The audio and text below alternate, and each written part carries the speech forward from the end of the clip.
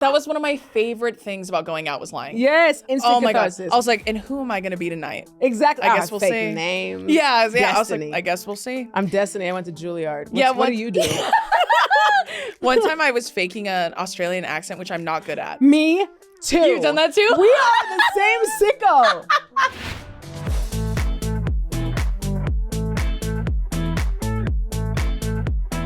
Hey everyone, and welcome back to another episode of the Comment Section Show, starring me, your fave, everybody knows me, who cares about me. On to the guests. Today we have the iconic, the hilarious, the legendary Aida Osman. Woo! Stop that. Welcome to the show, Queen. Hi, hello. I'm so happy to have you. Really? We were just having a real deep conversation about Caleb Heron. Yes, we were. He's our invisible string. Yeah. As he is with a lot of people on my show, which is fucking annoying. I guess it just speaks to how hilarious you are, and he is. He's everywhere. Yeah. We were saying that he's like probably 7 different Calebs. He's all over the map. He can be anywhere, anytime. Yeah, he's kind of like Bigfoot, where it's like everyone's has their own account of witnessing. Yes. But I can't believe them all. Yeah. Because it could be legend and folklore. And was he really there with them? Yeah. You know what I mean? Like spiritually, was he there? Right. Physically, maybe, but. Right.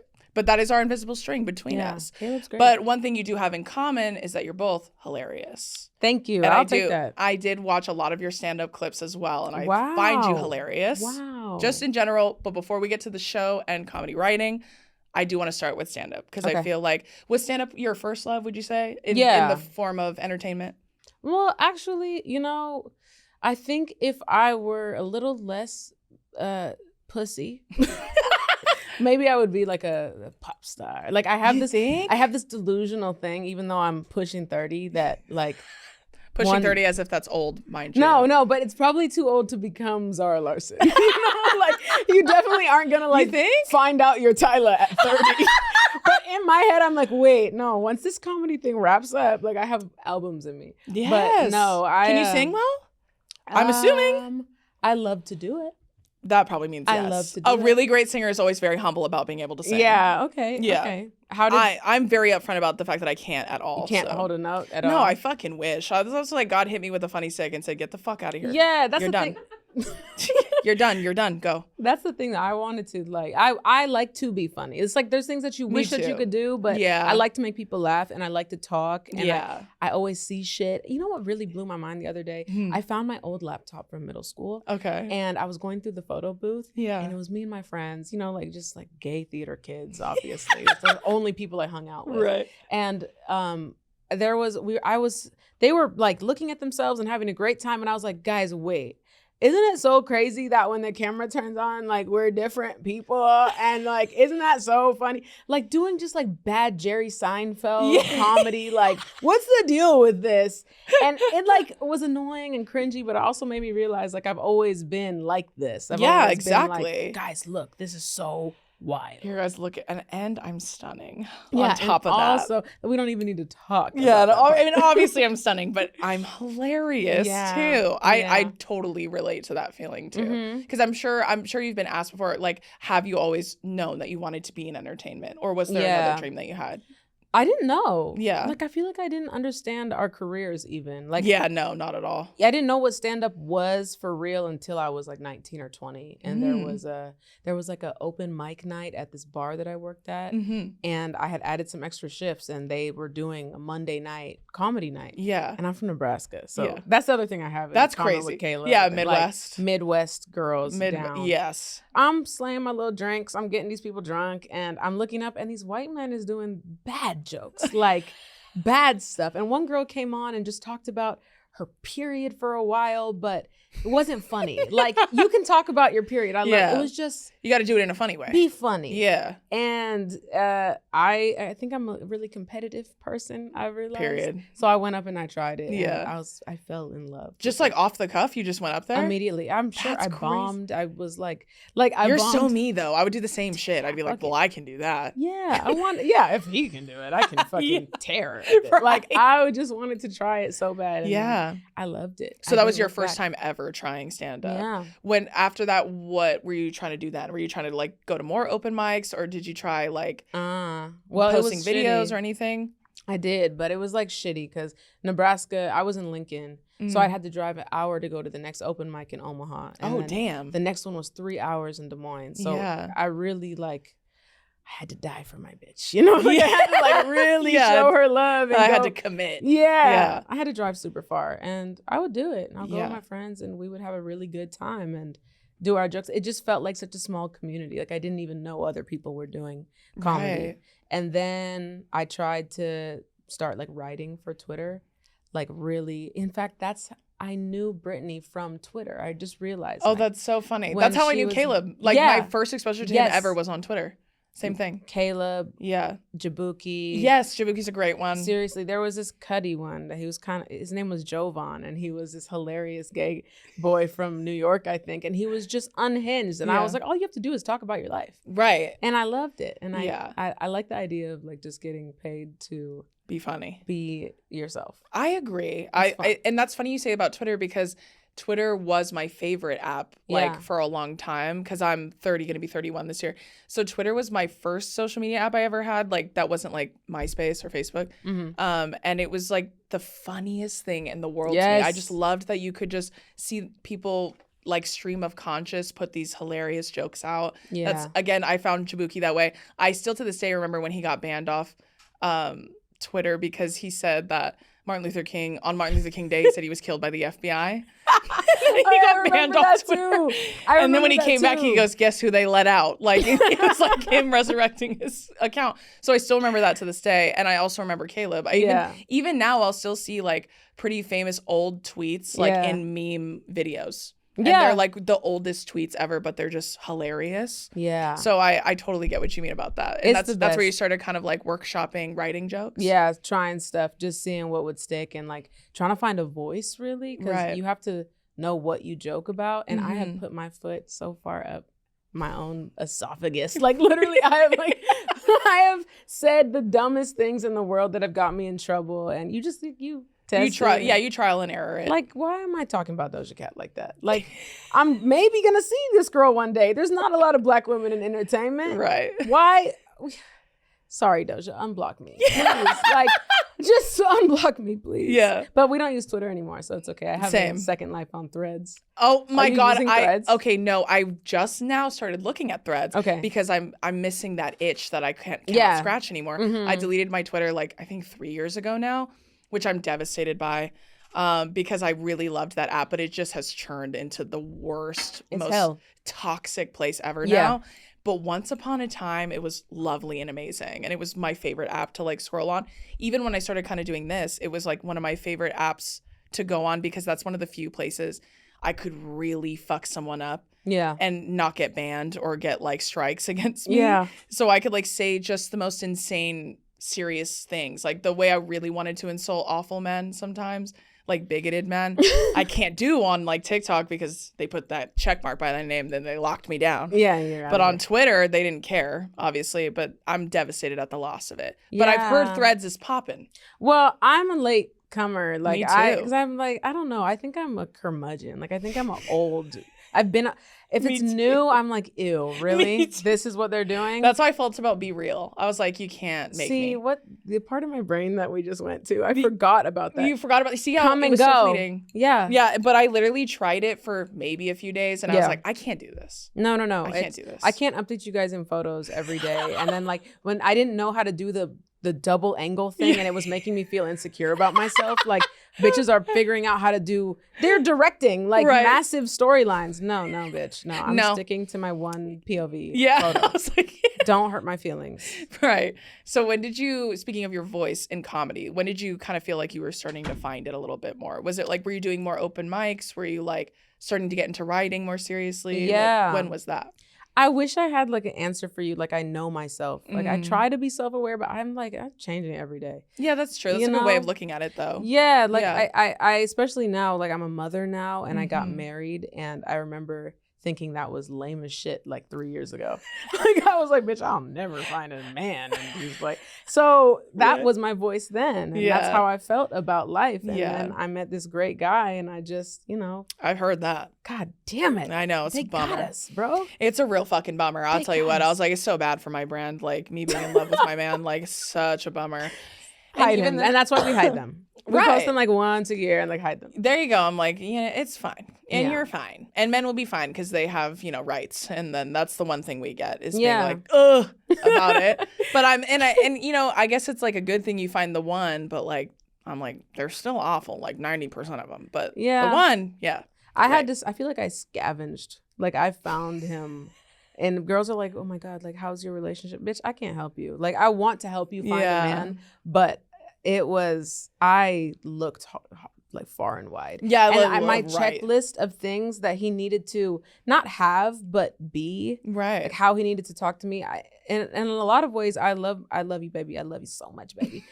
These are all jokes, baby. He needed to teach me stuff about the world, and he couldn't just be a random dude. You know what I mean? Yeah, like, I agree. my husband has taught me, like, I taught him how to wash the dishes. I know for a fact I did. They don't be washing it. I had to put belt Don't to bring that up ass. with me again. I already know it was Bro. me. Yes. So he just taught me, well, first of all, I stopped lying when I started dating him. Did that happen to you? Yes, of course it did. I loved to lie when I was dating before. All I did was lie. I miss lying. All the time. I miss lying. That was one of my favorite things about going out was lying. Yes. Instant Oh my God. catharsis. I was like, and who am I going to be tonight? Exactly. I guess we'll fake see. name. Yeah. I was like, Destiny. I guess we'll see. I'm Destiny. I went to Juilliard. Yeah, What do you do? One time I was faking an Australian accent, which I'm not good at. Me too. You've done that too? We are the same sicko. Girl, and And then okay, when tell your story. I got too drunk and I dropped it, like because I got too drunk. And then he was like, mind you, I think you're stupid for even believing me because it's not good. Like my Australian accent is not good at all. I'm not even going to pretend to try now because it's not good. And then when I dropped it, he was like, wait, you're not Australian? And I go, when did I say that? Me just gaslighting. As if I haven't been speaking in a cartoony voice for hours. Like, you're weird. We're drinking. Yeah, and then I was like, going on? where did you get that? In fact, why are you making things up about me? Are you spreading lies about me? Me just gaslighting. Yeah, and saying stuff. Yeah, 'Cause just it came saying to you. stuff. And you're Sometimes I not just keeping say a through line. No. You're being Drew. That's yeah, it. I was like, I'm being me. I'm being whoever I need to be to get a free drink. Yeah. Yeah. This is okay. So mine is really, yours is fun. Yours is like a hot, sexy, flirty story. Mine is dark and academic and bad. Oh, no. Okay, so I graduated from the University of Nebraska-Lincoln with a philosophy degree. Ooh, look at you, smarty pants. Yeah, sure, but Yeah. like there's no way to cut this. Yeah, you're right. It was I was smart back then. I don't really have. So we're in like my philosophy of current issues, my first class, and I was not taking it seriously. It was a gen ed. It was like I'm not gonna do this. Yeah. So I was like, fuck it, I'm about to be somebody else. And in class? yeah, in class during the icebreaker. No less. Nice. So they're going through each Off person. rip. Love it. Yeah, immediately. Like, let's get to it. I'm Australian, bitch. Yeah.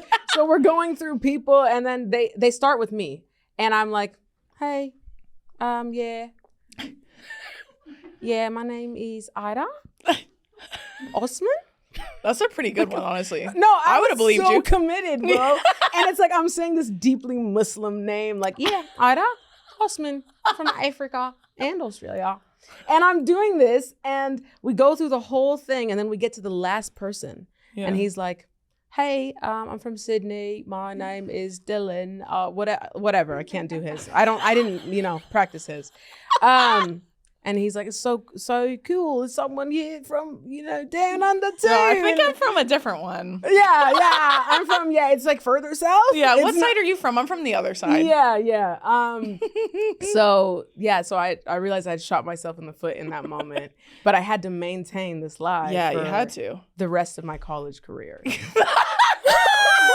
Just like Ross from Friends. You ever see that one? Wait, go ahead. Ross from Friends. He What like did he lie fakes a about? British accent his like first day teaching. Yes. Because he thinks they'll pay attention more. And then he has to Oh my hold God. it for like the whole semester. And then, of course, like, what do you do? It just slowly dissipates over the course of your Then undergraduate you're like, career. I don't want to do the accent anymore. Yeah. Guys, come on. I don't feel like it. Come on. And I'm acclimating to Nebraska. Like, I'm losing my accent. I'm trying to get rid of it. Like, you start building this story. And then that's when I realized, like, damn, I am... You know how you flip it? You're like, I should write fiction. Like, I'm not a liar. I'm a storyteller. I'm just a really imaginative person. Yeah. I love, literally my man, he loves to say that like, he's like, well, because I'm sure you have this too now that I'm figuring out we move the same in a lot of ways. When I tell a story, there's pageantry to it. Yeah. Like if I say there was like 100 people outside, obviously there's probably realistically 2. But that's not the point. The Ever point heard of is hyperbole? yeah, bitch? hello, Sorry. it's color. We're adding it to the story. So anytime I recount a story to my husband where he's not there, Yeah. he'll be like, "Is that what really happened, or is that?" He always like fact checks me a little bit, and I'm always like, "Yes, that's what really happened." I always say yes, even though it's not, because he knows. Like I was like, the gist is true. Yeah. Everything else is just decoration on the tree. Like the tree is still beautiful. Obviously, you're enjoying it, but like. It's just decoration. Yeah, I'm trying to give you an experience. Why don't you want an experience? This is like 4DX, but like Seriously. storytelling. Yeah, scratch and sniff. Come here. There's more to this. Just look. That's crazy. I don't tell good stories unless I've written them. Really? Seriously, no. You don't think so? I I don't bet think that's so. not true. No, I get in my head. I'm very, and I have to stop watching so many TikToks on 2x speed.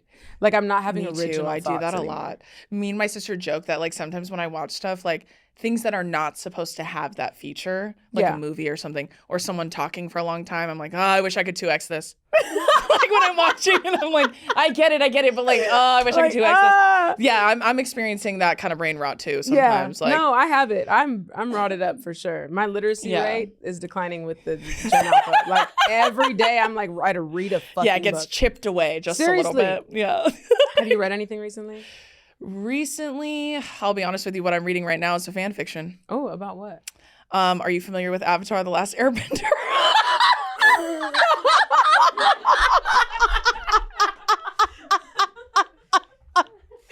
I'm like so deeply humiliated. No, this is amazing. Okay. Yeah, the little boy with the blue arrow. Yes. Go ahead. Are you familiar with him? Yeah. Okay, And the girl well, Korra, right? Katara, yeah. Oh my God, this is so good. Take that out. Take that out. Okay, well there is. You said Korra. Yeah. There is another Avatar in a different show. Her name is Korra. And you would know that. Yes, Yeah. I would. Yes, I would. I'm intimately familiar with that. Yes. Essentially, there's Okay. 2 characters in this fake animated series that I think should have ended up together. This fan fiction is about another world in which they do. I love you so much. Keep going. Keep going. I literally have been reading. I'm so dead ass. I've been reading it like legitimately Okay. on my phone, of course, through Safari on my phone, of course. It's like between work breaks too. It's like, guys, what? Oh like, yes, it's in between anything. Anytime That's I'm laying and I'm amazing. looking at my phone, if you think I'm doing work, I'm not. I'm reading my fan fiction. That is amazing. I love that so much. It's probably better than how I find books, which is like on TikTok, if somebody clips a live from Doechii okay. where she's explaining like Right. her process. Right. I'm like, I still think I'm going to be a pop star one Yes, day. of So course. like, I I'm gotta rooting for you. Thank you. Yes. Thank you. The Grammys are coming. Yeah. The Grammys are loading currently. I'll just do Yes. whatever Doechii's like, yes, this is what I did. I mean, that's fair. So She's I'm got reading- great taste. She's got great taste. Yeah. She's wonderful. I'm reading a book that she recommended, and I don't know what it's called. I really should know what it's called. But I am reading it. Yeah, I am reading. I'm kind I of. can promise you I'm reading it. I just don't remember the name. I've been there though. I've been reading it since her career started, though, so that's really bad. It's like she's like 4 years It's a in. slow burn, you know. Super I'm just slow. taking my time. I'm savoring. Exactly. See, I love that about us. We can reframe anything Yeah, to be in our favor. Mhm. I think that's a beautiful thing. that is so true. Yes. I can manipulate. I can justify anything to make Yes. myself feel better. And that's a positive trait. I know that. I it think is. so too. And I agree with you because even when I've like talked with my friends or like my sister and we're talking about like breakups or something. Yeah. I'll always tell them like if you know my friends are like, oh, I just wish I had like closure. I wish I'm like, well, give it to yourself. Yes. And I always tell them, make up the story. Yeah. What are you gonna do? Come correct me? Yeah. Oh, I dare you. I dare you to come over here. Oh. Well, clearly they broke up with me because I'm like too beautiful and too talented. Like I'll tell myself Yeah. anything. You're They're not here intimidated. to verify. That's true. And Yeah. it's like we only have the narrative that we keep in our That's head. what we need. So you have to write it. Or like, what was I gonna say? It's like this happens too. I'm like a sieve. Like things go in and out. It's like I know I have so much ADHD Mm. and I learned about it recently. I don't know. Do you know your mental illnesses? Are you kinda... Oh, yeah. You know, it's funny you say that. Yeah. Because I've been tiptoeing around an OCD diagnosis for over a year. Oh. I'm closing in on her. Okay. But transparently, last year, I was going through the fucking... I was being dragged through the mud, girl, mentally. Really? That I got on meds for the first time, which have been a lifesaver, and I'm happy about. But I remember this is like one of the few times I've made my therapist laugh. I don't know if you try this, but like sometimes I'm like, I hope you laugh at my joke. Like, am I your funniest client? Like sometimes I want to ask her that. And so she's very like, let's not use humor to cope. Like, let's talk through things. I'm like, okay, girl. You're like, end the Zoom call. I'm like, yeah. I'm like, whose side are you on? Yeah. And so we're like talking about, I'm like going through the trenches. I'm getting on meds. And then I told her, I was like, so recently I saw something that makes me think that I might have OCD. And then she, to me, goes, well, that's not a no. And I was like, okay. And I go, so I just feel like it's true, but I'm so stuck in this right now. I really feel like I'll come back to you. Yeah. Let me get out of this and then I'll circle back. Yeah. And then she kind of laughed and she goes, well, yes, remember I told you we'll revisit stuff once we get through this. And I'm like, okay. So she knows I have it. Like, I was like, and so yes, I'm very familiar with finding out later in life your diagnoses. Yeah. Yes. I mean, I always knew something was off, you know? Yeah, me too. It was obvious, but I just thought I was silly. Like, I just thought I was, too. you know, I was like, Yes. I'm great. I lie, I manipulate, I steal sometimes. Like, I love to shoplift. That's normal. Yeah, you know? I mean, okay, You know? girl. Yeah, A teenage girl. making it in America, right? So I never really thought I had a problem. And no, listen, I love my brother. He had full-blown autism. So compared to him, I was like, Yeah, you're like, well, I'm Princess fine. Diana. Like, I was doing great. And nobody ever thought to look at what I was doing, because we were dealing with my brother. He was nonverbal, and like, he had a lot of health issues. So yeah, recently I got a psychiatrist because I was looking for them pillies. Yeah, I feel you. Just a few of them. Yeah. Just a couple. Yeah. And I was talking to her, and she did the ADHD test on me, and she came back with the results. And she was like, Nigerian lady. She's like, oh. Your mind is like 1,000 grasshoppers. I said, what? Oh. Like, stop being poetic. Oh, yeah, Like, you could have just said, yeah, you have it. yeah, say the clinical shit. Definitely for sure say the clinical shit. Like, I was like, I reported her. I reported her to the board. I did. You can't practice in California. Not Yeah, legally. good luck, bitch. Yeah, have fun.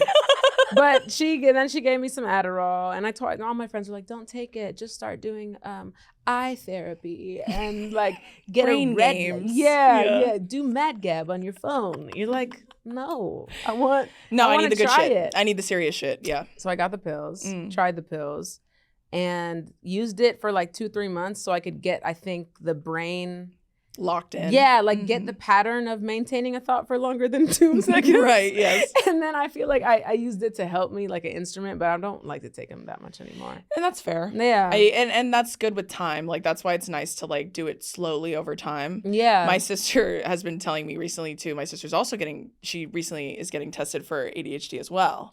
And she's also, one of the questions, she like sent me a picture of it. And one of the questions on the questionnaire, just to set up the test, was like, do you find yourself interrupting people frequently? Which, like, if you knew my sister, that's all that bitch does. Like, and like when you talk to her, she'll be looking like she's listening, and she goes, I went to the store yesterday. Oh. And then I go, oh, you did? Oh, did you? And she Like, goes, nice. yes, I did. And you know what I got? And then we talk about her thing for about 20 minutes. And she goes, sorry, what were you saying? And then we just go right back. I'm so used to it, it doesn't bother me. It doesn't bother you. No, not at all. Are you big sister or little sister? Little. Okay. Which is ironic, Which is because funny. a lot of times people are like, that's little sister shit, but no. Like, you're supposed to be better than me. Yeah. What's going on? No, but she's way more type B than me in a lot of ways too. Like, I'm a very type A kind of girl, and my sister, like, this is a good example. We were in Vegas recently because me and my man are getting married soon. Ooh. But we had a joint bachelorette party in Vegas. And like the last day we were there, we had to check out at like 12, and it was like 9 a.m, and we were like, oh, let's go shopping around like in the little stores and stuff. And she was like, yeah, I'll come too. And I was like, all of us obviously packed beforehand. Mm-hmm. So then we all packed. I packed the night before because that's Yeah. how crazy I was about packing.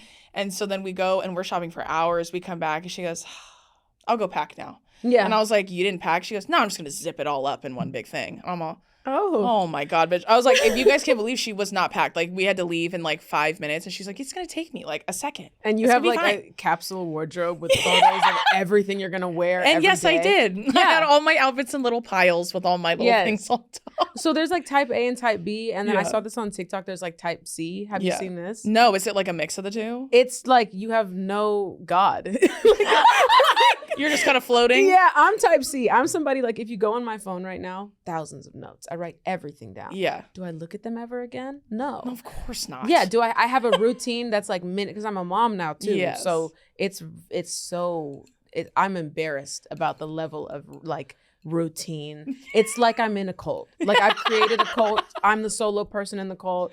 15. And she's the leader. She's the leader. Yeah. 8:15, boil her eggs. 8:20, purify her urine. Or whatever they do in cults. Like change her diaper. But purify her urine, change her diaper. And it's just constant. Yeah. But then I never follow it. So there's that type C of like you want structure, Right. but you don't. It's You don't you're believe like, in I yourself. should have structure, but I'm always kind of fine. Yeah, everything's Like- good. Everything. I'm with Drew. Like, I joke about that too because my friend who's my assistant and my other friend who's my agent, they're both type A women, but like Yeah. to the utmost degree, like Mhm. way more than me. And I feel like I'm pretty type A. And I always joke that whenever they're there, I can be whatever. I can be the dumbest bitch in the room when they're there because they're handling all of it. yeah. So I can actually afford to be type B when there's an even more type A person amongst me, but that's not very common. Yeah. So sometimes I have to be Dada. Like I was like, oh, I have to be Big Papa because Yeah. nobody else is here to steer the ship. This is insane. I guess it has to be me. But I do want to pivot back to Okay. comedy writing. I would love to Okay, know cool. because I know we talked about Twitter and that was kind of where you Yeah. started like seeing where you could sample. When did you really start getting into like writing in general? Like whether it was like full sketches, scripts, pitches, all of it. When did I start doing? Okay, well, back to college, I really wanted to write for the satire newspaper. Oh, Like, cool. You know, like, and I had applied for the Onion in Oh, Chicago. fun. And they didn't accept me. And they said, fuck off. And I Yeah. said, okay, no worries. They were like, you're making jokes about Nelly and Solange. Like, we don't know who those people are. And Right. So, you know, and I just wanted to write for the newspaper at my college. And it was the same situation where I like didn't fit in with these weird quasi-autistic white boys. Like, right. they were- I they- see what you mean. You yeah. know, like they thought they were Harvard Lampoon, but we were in Nebraska. So Yeah. it wasn't that. It wasn't And giving they that. notoriously have really bad taste. So Yeah. there's that too. White guys? White guys, yeah. Talk about it. Yeah. They have Yeah. really, really bad taste. And so a lot of times when they're like, well, I don't find that funny, I'm like, well, who are you? Yeah. Well, But of course you don't. Look at you. what's your worldview? Yeah. I was like, okay, well, you tell me a joke. Yeah. I'd love to hear it. I'm sure it's hilarious. Yeah, and it's like, yeah, and her pussy was stanking. And it's like, I hate my wife. yeah, I hate my wife. My wife always wants to go to Target. Oh, It's like the same God. shit. Stanley Cup every day. Stanley Cup. You're like, yes, I drink water every day. Yeah. Well, yeah. Yes. Yes, So, in fact. yeah. So I'm totally gonna forget about comedy writing if I don't focus. Didn't take Adderall today. Okay, so I wanted to write satire stuff, and I just started writing my own shit and Love. trying to put it out into the world. Tried to make videos, but I am so bad at videos. Like, Really? yeah, and I love TV, so I wanted to Yeah. write scripts. Yeah. And I was doing shows. I had moved to LA to do another podcast where I was the co-host. It was called Keep It. It's Yes. still going. With Ira. Yeah, Ira Yes. and Lewis. It was a great time, except for they were so much older than me, and now I have like clarity is 2020. Yeah. Is that the saying? Clarity is 2020. Hindsight's 2020. I am an idiot. Clarity is 2020. Hey, it's all the same. I Okay. knew I caught your metaphor. Thank you. I got it. That's all that matters. No You worries. See, you're not pretentious. This is like, there's orange on the wall. Like, Yes. this is where I want to be. Yeah, Flowers. period. Hindsight is 2020. I was much younger than them, and I was trying to keep up with their like pop culture references and Yeah. everything. And my offerings would be like, "Did you guys see what Tierra Whack said today?" And They're like, we're talking about Jane Fonda. This is a weird pivot. And Right. So I'm sure it added color, but I just didn't know myself well enough. And then maybe you can speak to this too, because you podcast every day.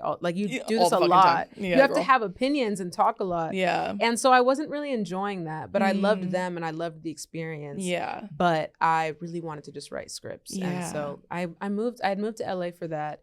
And then I think I was doing a show at the Comedy Store, and one of the comedians that wrote for Big Mouth was like, this girl's funny. And and that is the perfect, I feel like, humor for you. Yeah. What you've been describing, you really love to write about and like inform an opinion on. Yeah. Hell yeah. It was smart and it was inappropriate. Yeah. And it didn't sacrifice intellect and specificity for the type of like dirty, raunchy jokes it was doing. Right. And I really liked that. And I was a fan of it. And I'm gonna tell you this, you're gonna like this. Before I even moved to LA for the podcast, I was telling people in Nebraska that I had gotten a job at Big Mouth. Just lying. Just manifest, which is the type of manifesting. That's what I'm saying. I said the same thing. I'm like, is it lying or is it me just manifesting my reality? Yes, creating that reality. And then when it works out, you're like, I knew it. I'm a witch, maybe? And I'm supposed to stop lying even though it works? Yeah. Yeah.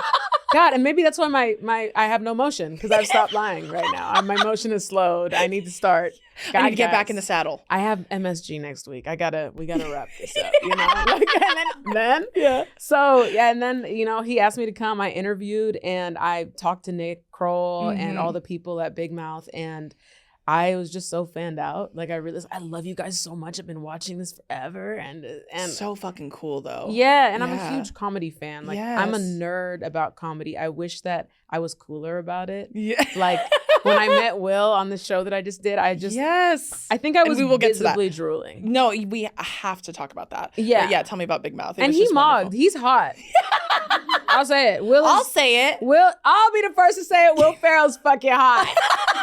He's hot. I believe you. And he's like intense and sincere and earnest and like so funny. Hilarious. He's sexy. Yeah, well, one of one, honestly. This episode is brought to you by Vinted. If you're like me, it feels like you have an infinite amount of clothes in the back of your closet that you tell yourself you're gonna wear but never actually do. And when you get new clothes, you have absolutely no room for them. If only there was an easy way to clear out your closet, give your clothes a second life, and make a little extra money while doing it. That's where Vinted comes in. Vinted is a secondhand app that makes it easy for everyday sellers, people like you and me, to sell pre-loved fashion and earn some extra money. Vinted is so convenient and easy to use that it finally got me into my closet to declutter and organize. Selling clothes I never wear anymore frees up so much space for my new pieces, and I can feel better knowing my old clothes are getting a second life somewhere else. The app is free to download and there are no seller fees, which makes it easy for me to list as many pieces as I want for no additional cost. Listing items on Vinted is quick and simple. Once an item sells, Vinted creates the prepaid shipping label for you. Clean out your closet and give your clothes a second life with Vinted. Download the Vinted app for free to start listing with no seller fees and free shipping in the US for a limited time.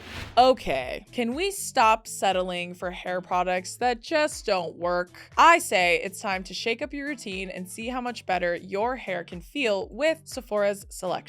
I've been loving that Sephora has so many prestige hair brands all in one place, so it's actually easy to find products that work for your hair. If your hair needs repair, the K18 Leave-In Molecular Repair Hair Mask is one of those products people genuinely swear by. If you're trying to level up your wash day, the Kerastase Elixir All-Time Hair Oil leaves your hair looking ridiculously shiny without feeling heavy. And if you're into that glossy, healthy hair vibe, the Gisou Honey-Infused Hair Oil is such a staple. I love knowing that Sephora curates the best of prestige hair care, so you're not just guessing. You can shop products that are actually worth the investment because healthier looking hair starts with better products. Plus, Sephora makes it super convenient with free shipping and same-day delivery. Shop hair at Sephora and give your hair the upgrade it's been waiting for. Hey y'all, it's me, and I want to talk to y'all about something a little serious, like what sometimes happens to me when I'm working a ton and I'm having some intrusive thoughts or things that that are kind of slowing me down a little bit in terms of being able to do my job to the fullest extent. And a lot of times I would associate that with being anxious. But for a lot of people, that's not just anxiety, that's OCD. And most of them have no idea. Not the organizing stereotype, real OCD is persistent, unwanted, intrusive thoughts that feel totally out of character, along with mental or physical behaviors you feel driven to do to get relief, even when it never actually comes. These thoughts can feel very real, which is what makes them so upsetting. OCD is highly treatable with the right kind of specialized therapy. It needs ERP,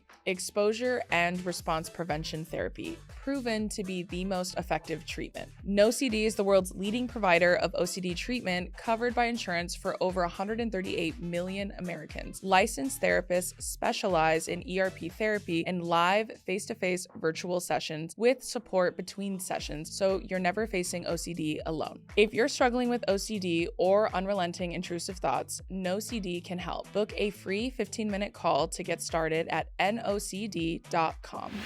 I find humor incredibly sexy. I find people who are so themselves like really sexy. I think that's what I love about stuff like that, especially when you have artists like Will Ferrell, for example, like someone who is so singularly themselves that I think people believe it's an act all the time, which like a lot of times he's in and out of a bit for sure.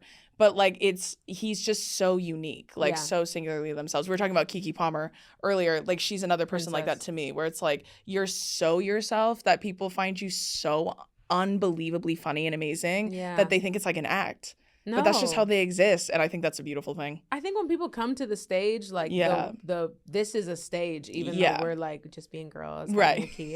This is still a stage, and you have to decide like how you want to show up. Yeah, totally. So it's like a refinement. Yeah. How I want to show up is like distracted. I have ADHD and I don't know.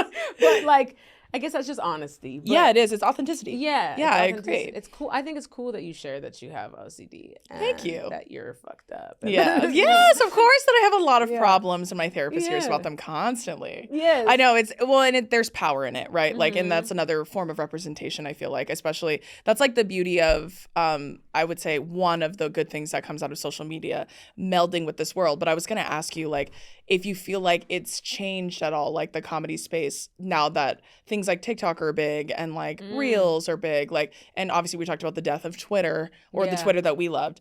Do you think that's kind of shifting the space at all? Like, do you think it's changing comedy and like depiction of it? Because I always ask comics, especially because I also have such a long-standing respect for stand-up. I think stand-up is one of my favorite art forms ever. I've always loved like making people laugh, like you said, but I also love to laugh. Yeah. So I love to be told jokes. I love to like, you know, think about people's perspectives through humor and comedy. Yeah. So I'm curious to hear your thoughts on like if you feel like things like TikTok becoming huge and people posting like fucking nothing but crowd work and being like, I should go to the Laugh Factory and do 10. Like that kind of mentality. I'm curious if it's like you've seen a change like in comedy and like the expression of the art form, I guess.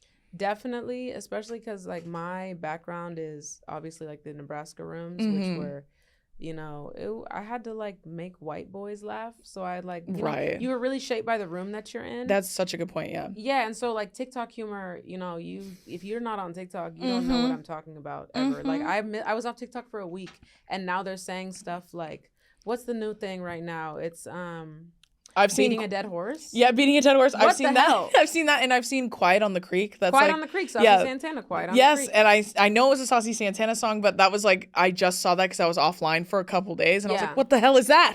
I have to catch up. Oh, no. Yeah. Start sweating. Like, I remember, and someone asked me last night, they're like, what's Quiet on the Creek? And I just started going. Yeah, me too. I was like, and everyone is like, what, are you having a seizure? And I'm like, no, this is literally what it is. You asked me a question. Yeah, I was like, I'm answering your question, and here you are judging me. And then they want like the full explanation, and it's like, well, I haven't heard the song yet. I'm gonna listen to the song. I've seen the video promoting it. That's all I know. And that's all I know. I know it's about being DL, I'm assuming. Yes. And I know, you know, and I know I sound crazy. So you can have totally different worlds of humor. True. And I love that. Yeah. I love it all. Like, I think so too. I think that's a really healthy way of looking at it too. Yeah. Because I think sometimes I understand bristling if you're a comic, like a traditional comic, and then you're getting annoyed because now comedy stand-up especially has been watered down in a lot of ways because it's like it's so easy to go viral Yeah. with just one clip that all of a sudden it empowers men mostly to be like, I should quit my job and do this for a living. Yeah. When they have like one crowd work clip do well. Yeah. So I understand being apprehensive about it in that sense, but I think I see it the same way you do, and that's probably my bias because obviously I came up through TikTok. Yeah. But I was like, there's also so much humor and perspective on there too. Like it's like not all bad. Some of it is really awesome in the way that it's been able to blend. TikTok was essentially my doula while I was pregnant. Like fully, it was guiding me like a magical fairy. Like people would be like, "Are you good? Do you need anything?" I'm good. Like I've been listening to mothers like month by month, literally like 38 weeks pregnant, 24 weeks. I would find the specific video, and it felt like I had. This is so sad and Gen Z. I felt like I had a friend who was pregnant at the same time as me. It didn't matter if I knew the girl or followed her. Like, right. And that is the beautiful part of it. I will agree with you on Yeah. that. Like connection, community, right? Yeah. Like that's why when it's not being perverse and it's not being utilized in an evil way, Yes. it's amazing. Yes. I agree. And like back to Big Mouth, I love that you were able to write with them, especially because I agree with you on the humor of Big Mouth. It's like similar to what I find hilarious because I've talked about this with Caleb too, but like Family Guy is one of my favorite like TV shows like ever. Yeah. Because the humor is so layered in it. And sometimes it's just so downright fucking absurd that it's hilarious. But I was like, there are a lot of layered jokes in those kinds of shows, like where the humor is so unbelievably funny to me. But then you have like, it's kind of like The Office or like Friends. Friends is different. I'll put that in a different bucket. But my point being, sometimes their fans are just the worst.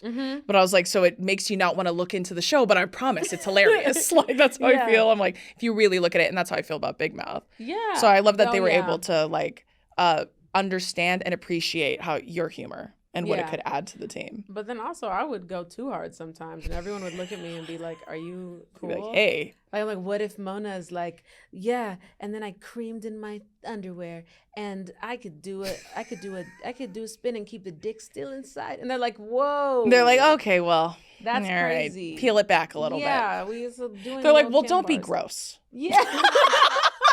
Big Mouth. Don't Yeah, don't be. Oh, my bad. I thought that was kind of our whole thing. Yeah, my bad. I thought we were vile like sewer demons, man. Okay, now that's a great. Creaming in your pants is a great transition to Will Ferrell, and you're in your new show, The Hawk. Yeah, The Hawk. I would love for you to tell me about it. Okay. And how you came to be involved with it, and just like what you're most excited about.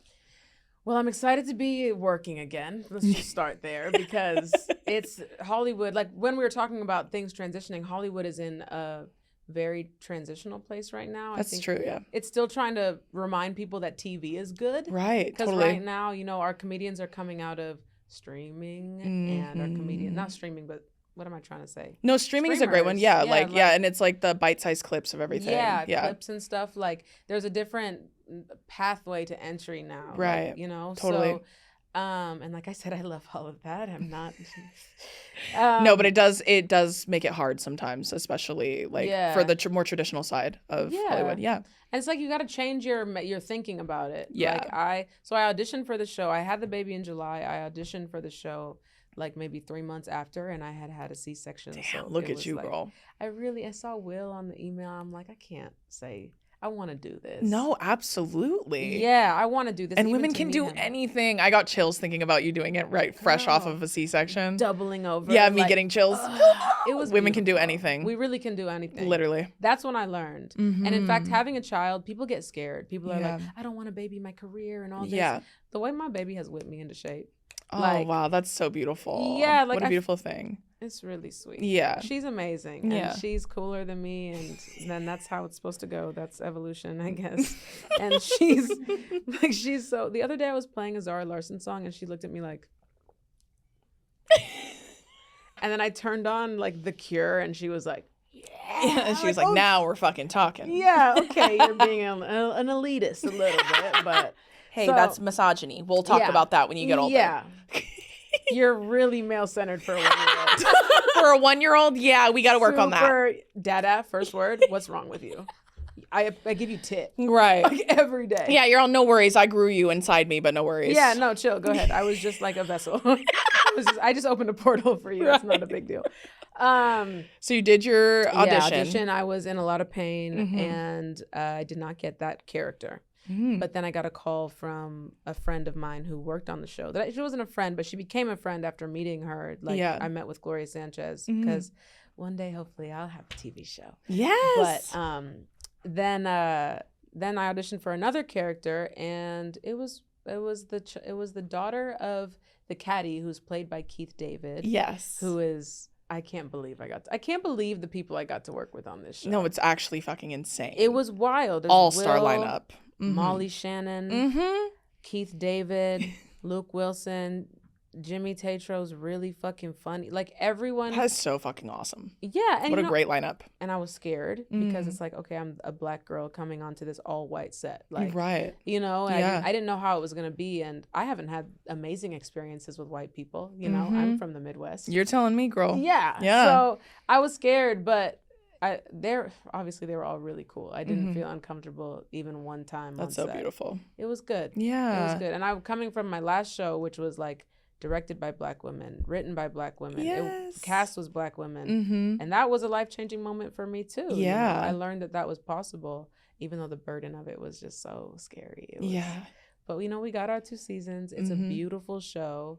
I think Rap Shit is a beautiful snapshot of like 2024 and 23 and 22. And we love Issa. We love Issa over here. We literally will die about Issa. I love her. She's incredible.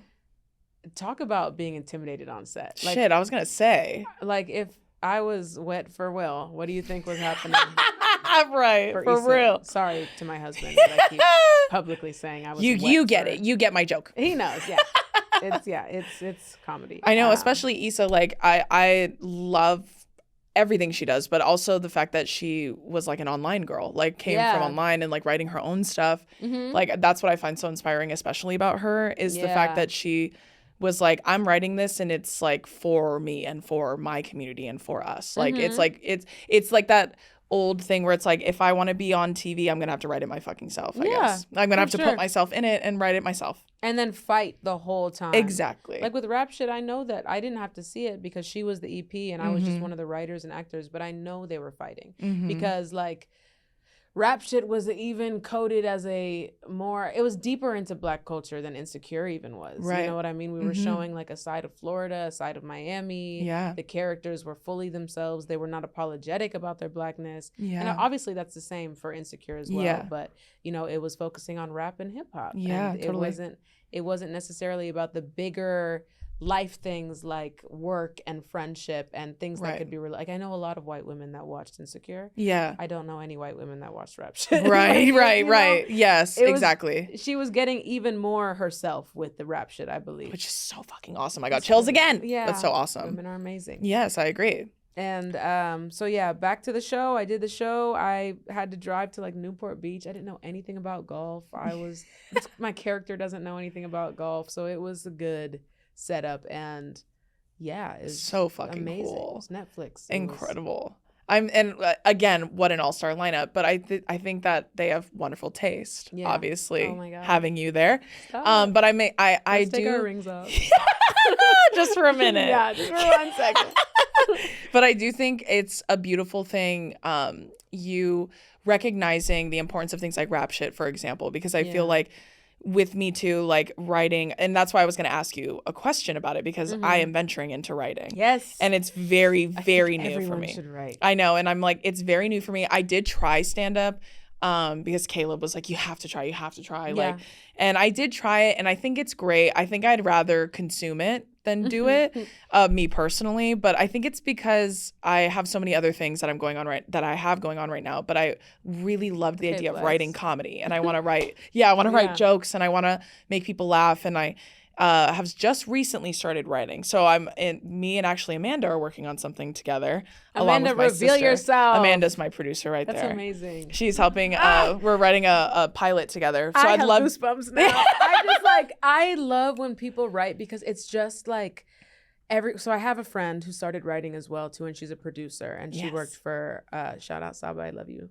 She started writing, and she kept saying like, I'm nervous. I don't want to do this. And then I read her script and it was so funny. Oh, And I'm like, love. think about all these women who are holding the coolest, most nuanced, funniest stories, but they're stopping themselves. And I was like, everyone's a writer, Saba. Like, everyone is a writer. She's like, that's like saying everyone's a dentist. Saba, no, it's not. I'm not. Well, no, because one requires specialized training. Yes. But no. I'm like, that's not what. But, people will create things to stop themselves from being themselves. Yeah, like narratives. Yeah, truly. And so when I told you I read her writing, it was so good. And it's like, right, like look inward. It's okay. Yeah. Like, it's okay. It's okay. I know it's so hard, but I really support everybody. Journaling, cool. I think everyone, if you can do that. But the specific act of like painting with words and ideas. Yes. And jokes are so fun. It's like timing and tension. I was going to ask, like, I would love some advice, or I guess just generally about comedy writing specifically. Let me like, get ChatGPT. Yeah. I don't have any thoughts. No, I'm kidding. I'm just curious, like, especially writing like as a person of color, because I'm literally all the roles that I've written, like we've written together so far, like the people we've written, I'm first of all casting myself. Obviously, I'm first on the call sheet. Obviously, Dakota Johnson. Please, I need you to play me. Please. That's what I was like. Unless Jason Momoa is available, obviously no one else is built like me. So like clearly that's not going to work. But I'm just curious if you have any like advice in terms of like, I guess just like direction, like when you, because we have like the inception of the idea, like we know where it's at, where it takes place, that general thing. But I am nervous, like what your friend was saying. I am really nervous about writing like actual jokes into script, and like because I have so many jokes in my head, but like I'm just curious, like how do you work on building confidence, I guess, in that kind of writing? Because I have so much confidence in many other things, but this is, I think, I feel confident about it, but I feel nervous because I have so much respect for it, and I want people to obviously enjoy it and laugh at it. That's good. Yeah. Like, you respect something, that means you're going to treat it with love, and you're not going to, like, that's true. That's a good pimp point. it out. Yeah. I think that's if you ask me about the having qualms with people in comedy, like, when I see that they're pimping it out, like, they want something from it. Yes, exactly. That's when I get protective of it. Right. And I think it's good that you're protective. It means that you care. Yeah. And, I think that this question is probably better suited for Quinta. Or like somebody who's written something. Oh, girl, what are you talking about? No, You've been writing. You're right. I've written Yeah. on a lot of shows. Yeah, that's very true. That's why I'm so curious, just and especially you not being a white woman means a lot to me. You don't know me, but you just met me. I'm assuming because we were talking about no white women having watched your show. That's true. And I'm assuming if you were white, you would tell me. I'm backed into a corner. I'm backed into an African corner. But I guess like that's kind of my thing, because that's like that is one of those invisible barriers that works against us a lot of times, especially depending on the setting of your show and like where it's at, and especially if you're in it. I'm just curious, like have you ever felt like you needed to curb that at all, like your voice in that regard? Well, nobody's gonna write what you and Amanda are gonna write. Right. So you guys have to get more specific. That's true. You have to get more specific. That's what's gonna make it alive. Like, that's such a good point. You never wanted to hang out with somebody who's like, hey, how are you? How's your day?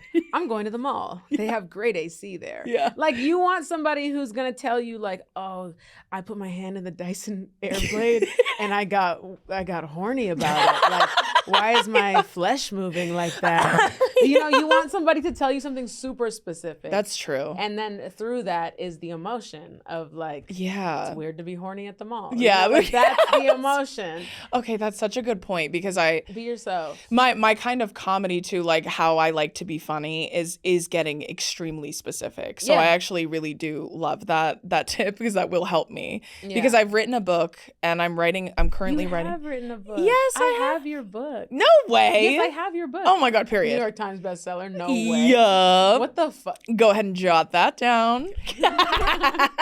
Yeah, that's go ahead. So I'm starting to write a fiction book, and I'm like, so that's why I think even when I started working on this show with Amanda and my sister, I was like telling my fiance, I was like, I'm kind of nervous.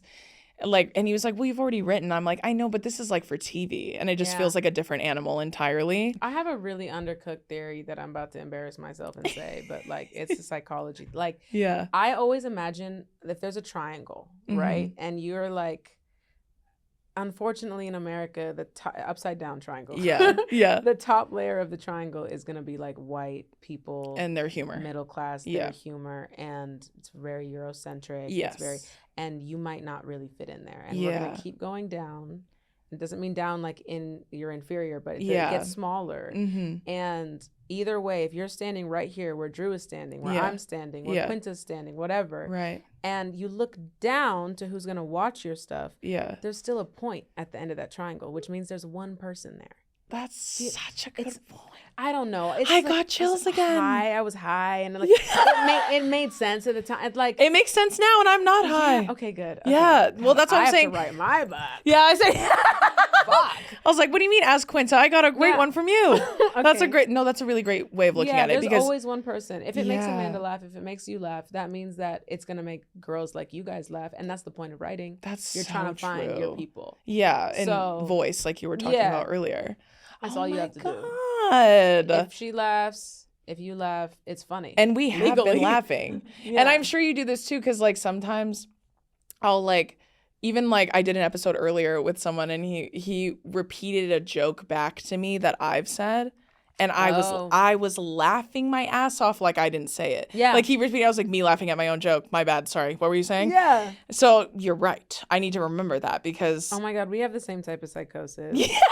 We do, because like I know it's arrogant sometimes to be like, my joke, I love my joke, I was so brilliant, but it feels like a different me. Right. And now I'm this me. Right. Laughing at that me. Yeah. And I want to fuck that me. Yeah. And guess what? I want to tongue kiss that version of me. Because they were so good about that. Her. Yeah. I want to bring fingering back because of her. Like it's good. They hate when a bad bitch love herself. Listen, like, I just love myself and finds myself hilarious. Yes. Like that's of course I'm gonna laugh. I talk to myself all day. Yeah, I me think too. I'm ridiculous. Okay, this is another thing I realized recently. You know, people that old adage, like, oh, I'm gonna sound like an old prophet. You know, the one that's like tragedy plus time equals comedy. Yes. The people that I love and spend the most time with, that time is so small. They broke their leg and they're like, this is fucking crazy. Yeah. I can't walk. Like, right. The people, and those are comedians to me. Yes, like, I agree. Who, they understand the world as a funny thing, and that makes them feel better. Yeah, I agree. And you obviously have that. Yeah, thank you. I know, I think, and you do too. Obviously, that's why we have the same psychosis, like you were just saying, which I agree with. And I think that's like the beauty in people like yourself being on huge shows with huge names like that, because I feel like it's important to see a different kind of perspective that way, and one that's not like punching down, and one that's not like dragging others in order to like lift yourself up. It's like, it's one of those where it turns into like a purely just different perspective. Like I think that's what makes it so funny. Like when people are able to look at stuff, and it's kind of like what they, again, speaking of old adages, like when they say you can quite literally say anything, because a lot of like newer comics are like, oh, you can't say anything nowadays because everyone will get offended. Okay, so you're just not funny. Exactly. So if you don't have the juice to do it, just fucking say that. But also it's like,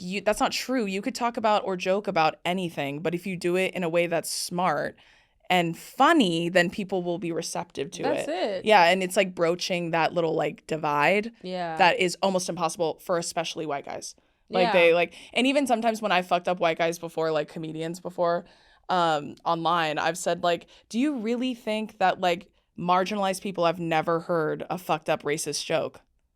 What? Of course, like, you think I've never heard a joke about women? I've never heard a joke about race? Yeah. Like, of course I have. If I didn't laugh, it's because it wasn't funny. Yeah. It just wasn't well written. It wasn't good. Yeah. Like you need to workshop that. Yeah, you should probably work a couple more fives with that set. Yeah, like, and that's why that was gonna be my next question for you, because this is my favorite question to ask, especially women in comedy. Okay. If you've ever been given notes after a set from a guy who thought he could do it better. Oh, because I think we're in the post Me Too era, it's different. It's like, oh, it's approached differently now? It's like, it's honestly so beta and like just bring back that old harassment. Right, This yeah. one is like psychological. That's This what I one- call Mad Men misogyny. Yes, Yeah, classic we got to style. bring that stuff back. Like spank me on my ass if you're gonna do this. Like you're just bringing. Yeah, me, you gotta like, hire me off my breast size. Like, Yeah, let's bring yeah. that shit back. call me Toots. Like where's Toots? Toots. Bring Toots back. Smile, Toots. Where is that? Like nobody tells you to smile anymore, which is fine. I mean, Yeah. I don't want to, but like the way it'll happen for me now is I will kill. Right. Right, obviously. Yeah. Mhm. Sometimes I don't. I can't lie to you. Sometimes Enough of that. Okay. Yeah. Stop that. Quit I that know you're shit. killing every time. No, I just did a show yesterday where I was like, God, I gotta stop talking about this. It's not funny. I've gotta find what's funny about this. Right.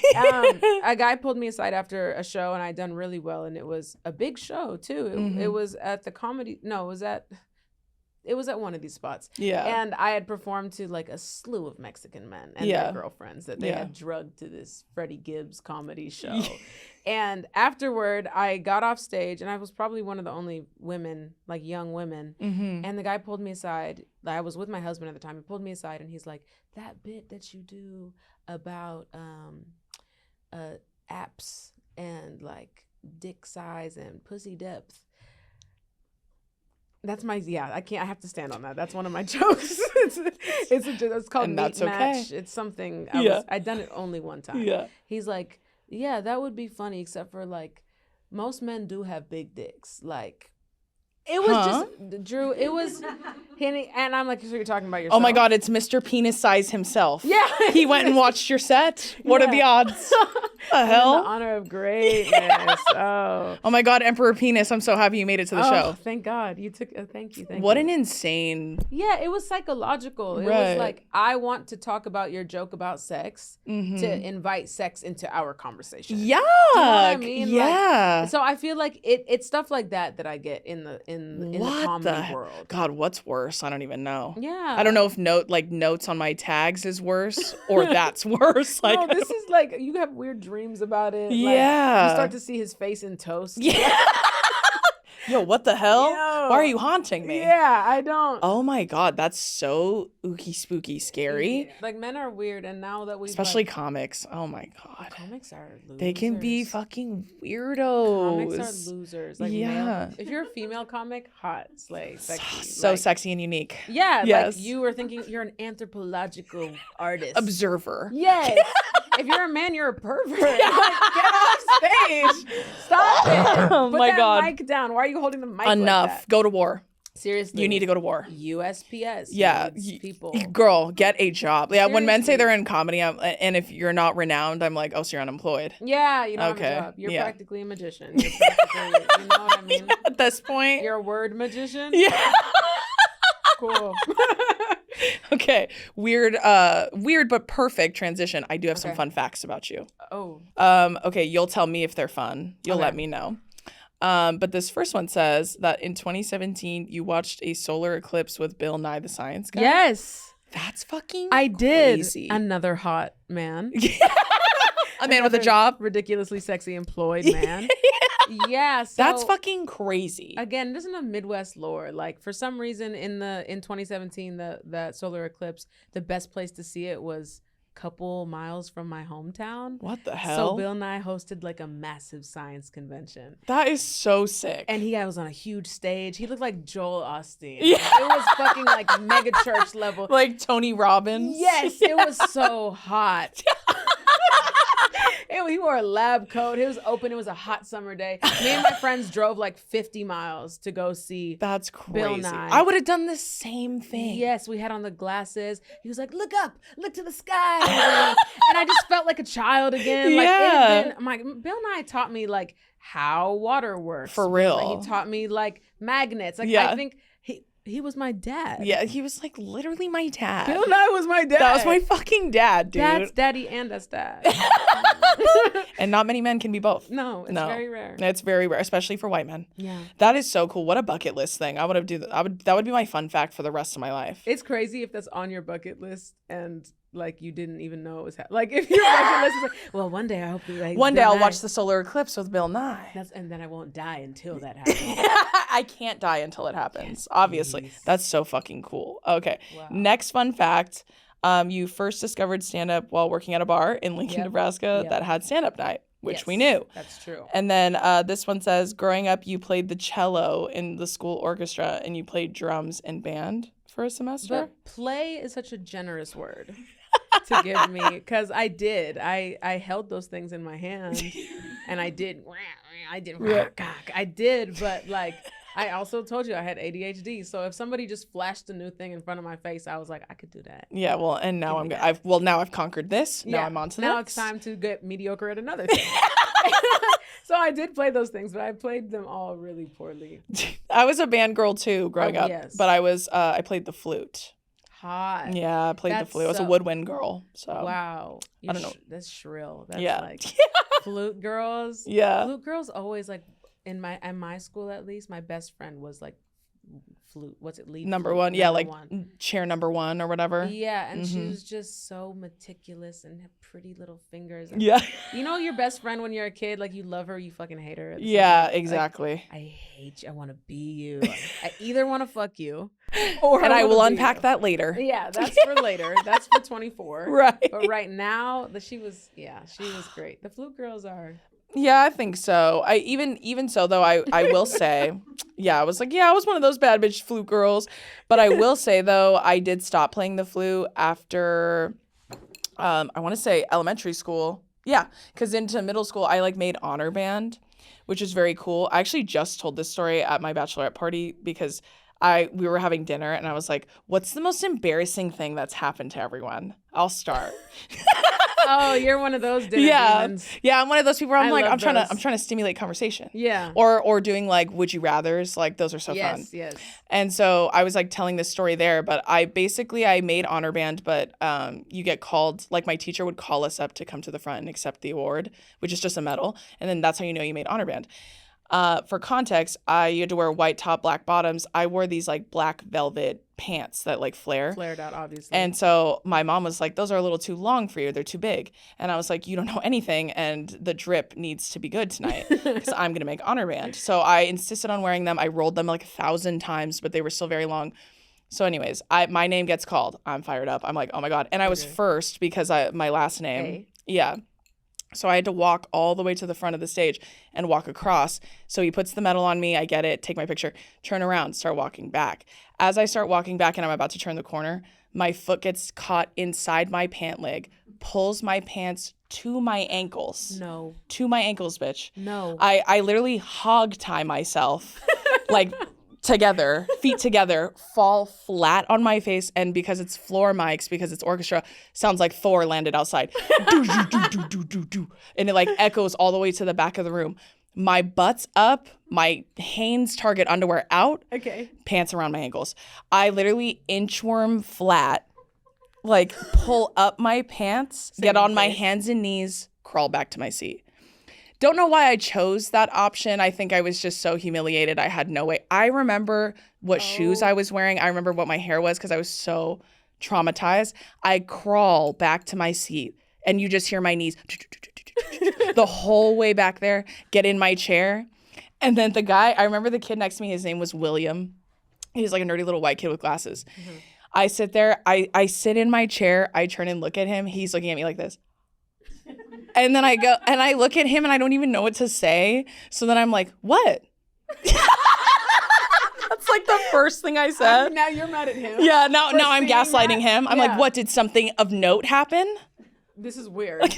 You're being weird. The hell are you looking at? And that is funny because I bet now in your healthy adult phase, you're like, so that's the day that people found out how fat my ass is. Yeah. It's still a beautiful moment. It's a beautiful thing. Yeah. Either way, and I remember, I don't remember a fucking second after that because I remember sweating through my white button down because I was so embarrassed. Memory. And then I walk outside, concert's over, everyone's kind of looking at me and going, right. And then I go finally find my parents. I'm like walking up to them. I obviously clearly don't really want to talk about it because I'm humiliated and I've processed at least some of it. And then when I walk up to them, my mom goes, told you they were too big. Yes, as a mom, the part like while you're telling that story, the thing I was thinking about now as a mom is the deep satisfaction. Like, listen, she's like, at least she got on her band. Like, she's fine. Like, I don't. hey, okay. she's fine. She learned to listen to me. Yeah, and honestly, I was like, right. When she said that, I was like, I mean, you got me. Yeah. What can I say? I'm on the ropes. Yeah. What can I say? I showed hole to the whole school. So obviously the pants are too big, Mom. Thank you. Yes, you win. Okay. No, but listening to your mom when you're a kid is so lame. Like, it's just so uncool. And that's why I was like, to be fair, she warned me several times. And I wore her shoes that night too, which were also a little too big, and that's why they got caught in my pants. Yeah, too big for your britches. Yeah, the whole thing. I was like, and sometimes I feel like, especially the way our mindset's been working, I needed things like that sometimes. Like King Kong hitting those planes out of the sky. For sure. And I needed my ego to be swatted out, like just in case. Otherwise, I would have turned out to be like fucking Jake Paul or something. Yeah, you would have been trying to fight black men, like older black men. I'd be Mr. Beast and I'd be making poor people eat each other. Yes. You know what I mean? Like that. If thumbnail, like. I needed something bad to happen so that I could make sure I don't turn evil. Yeah. So because they knew where I was headed here. That's good. I'm trying to think if I have I guess it's a hero origin story, right? Yeah, hero, villain, anti-hero. Yes. Whichever one. Do you feel like, okay, if you had to pick, we're going back to writing character work. Yes. Are you anti-hero, hero, or villain? I like an anti-hero. Okay, because who are your favorite anti-heroes? Ooh. I really Walter like White, obviously. yeah, Walter White's a great one. I think honestly that's such a great question. I like Wanda from WandaVision. Wanda Maximoff. She's from Marvel. I didn't get to watch That's that. Elizabeth I watched Olsen. a little bit of it. But she kind of like turns evil, but the shit she's doing, it like makes sense. Like Yeah. it's one of those where she was doing good for so long and then kind of went evil. Okay. But I feel like a lot of Game of Thrones characters too are also very anti-hero to me. I'm like thinking like Jon Snow, low-key. Yeah, is he an anti-hero? Low-key, because he has to do terrible things in order to continue to keep moving the way he is. Like, yeah. But then he ends up killing Daenerys, and I hated him at the end. Well, we're also in an era, we might be coming out of it now, but where anti-heroes were like I think from like 20s, I'm going to say since Walter White. Yeah. Till maybe around now. Anti-heroes are first of all, what's a hero? Like Peter Pan? Yeah, like Aladdin? Like, who can relate? Do you know a man who's like Aladdin? No. I agree. That's why I fuck with anti-heroes, because it's one of those where they're morally gray in a lot of ways. Like, it depends on who you ask. Like, if whether or not they're evil. Because it's like, to them, their actions are justified to a certain extent. So, and I find that a lot more interesting. Yeah, they're human. Like, I'm gonna go to classic mode is Phoebe Waller-Bridge's character Fleabag. And that's a great one. Amanda, see, you're that's writing a with a great one. I know, because when you find out the twist at the woo, yeah, like then you're kind of like evil bitch. Yeah, and then you start looking at the whole thing way differently. Yeah, but then like especially. You know, we all probably at this point now, 30, grief. There's been a big grief. Like you lost a friend or a family member. And if you remember that time afterward, you were living in such a weird limbo where you were kind of doing anything. At least in my experience, I was like refusing to look at it. Yeah. So I was just like, yeah, I'll fuck that guy. Yeah, I'll fuck his girlfriend too. Or it's like a shark. Like you're moving because otherwise you'll die. You're a bad dude. Yeah. You're a bad person. You're looking for like stimulation. Yeah. And so I related to her. Like every scene in Fleabag, I'm like, damn it, I've done that. Damn it, and so I love anti-heroes. Now I'm starting to shift toward people that are like, they want to do good things. Maybe this is from working with Will too. Like I learned a lot about character development. He writes characters that like are trying to do the best thing, but their shitty traits are holding them back. Yeah, you know, like I love stuff like that. They're earnest. They're good people, and like Mike Schur, I should know his name, but again, we pronounce white men's names wrong. Right, and that is our right. Yeah, and that's literally in the Constitution. I'm allowed that. Yeah. His name is easy. It's like sure. It's like Mike Sure. Like it's an English word. Right. So he like writes a lot of optimistic characters, and I like that now. I didn't used to write like that. Yeah. Like, I wanted to write the deepest, darkest, most fucked up girl in the world. But now I'm starting to I'm starting to see the joy in life. So I think that's Oh, really that's beautiful. changing. Yeah. And I think that's a beautiful way of looking at the evolution of your writing too. And Yeah. like even like as an artist, like an actor, like the portrayal of characters and how you see them and understand them differently. I think that's Yeah. a beautiful thing. Yeah. And even like when I talked to Alana Glazer when she was on here and we were talking about like how she, you know, did Broad City and everything and writing, and she was telling me that she recently had a baby, got married. Yes. And she told me that she had took a break right after she had her baby just to kind of like be present with her and her new life and everything. And she said, I think it made me a better writer because it's like I see life so differently now that I've had a child and now that I'm married. And like she's like the way I see and write now is like a lot different now, like because I'm in a different phase of my life. And she was telling me this was like right around the time I took a break. Like I took a break for a bit online because I was just getting really overwhelmed with everything. And she was telling me it's a good thing to do that, even if you do it like you're in a new season of life and you do it. And she's like, because then it refills your cup and your ability to write. Yeah. Like, because you can't pull from nothing. You have to observe new shit. Exactly. Like, you have to see something new about yourself, about the external world. Like, I think that's a beautiful thing that it's like kind of evolving your writing in that way. Definitely. Giving it a new layer. Yeah, I have a heart now. More optimism. Yeah, optimism, because the world has to be good because I have a baby and she has to go into the world. That makes me want to cry. Yeah. Like before I had a baby, I was so like, oh, this shit sucks. This shit is ass. Like we're gonna die. Monsanto. Like anything. Like I was so focused on negative things and I'm still focused on those things. But now I end with optimism because like I have to feed my daughter. I can't be worried about GMOs forever. Like I have to eat a couple microplastics. It's okay. I'm gonna live. Right. So yeah, it's changed my worldview. It's changed how I see the world. And like I said, she's so cool and she deserves everything. And I'm just working so that she can have all those things. And that's beautiful. And I think that your artistry and the way you've been depicting it, even before you got this new informed perspective, was just as valid and important. Yeah. Because it's also a like universal experience in a lot of ways. Like things you've written about and spoken to, people can relate to and that's connect the phase to. I was in. Right. Like, some could call it sex work, you know? Like I was out in the streets. I was having a good time. And so I was reporting live from that. Yeah. Which is all you can do. People worry so much about their voice and their brand and what they're going to put out into. You just have to report live from where you're at. Right. And that's being an artist. Yeah. Like more than anything. It's being able to feel it and like understand it and then put it into some sort of art form, which I think you're really good at. And I think that's why you're continuing to see success and continuing to do well and work with these amazing people.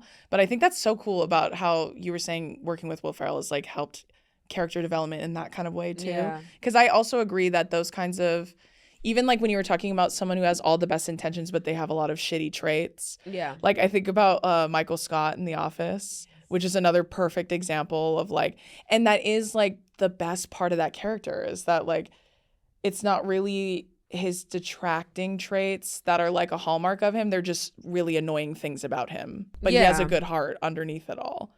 I think we like characters who are trying. Yeah. Like if I see there's effort being put in, and that's real life too. Like, you know, we live in like a very cut off culture of like, fuck that bitch. Like I don't like her. Totally. How dare she tell me that I am late to dinner? Like, like right. Exactly. Else. Yeah. So, and then in people, I just look for like who is trying to move with intention, like who's trying to work on it. And that's the characters that I want to see in the world too. Like people who, they're not just sitting in how awful they are. They might have to do some awful shit, but it's all a type of survival. Like it might not be physical needs, but it's emotional needs. And that. And that's another thing I'm learning with my kid is like, we just do the shit that we need to do to get our needs met.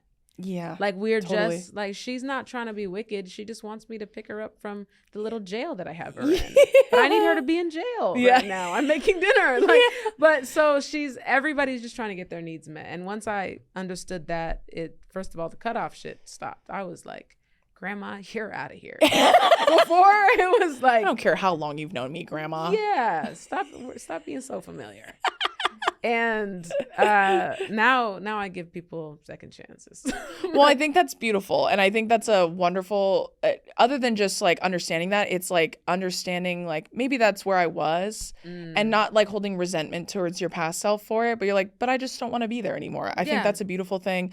And I agree with you about the cutoff thing. I think that's also a generational thing. Yeah. And I think it also is tied to brain rot in some way. And because optimization. Exactly. I was just talking about this in therapy yesterday. Yeah.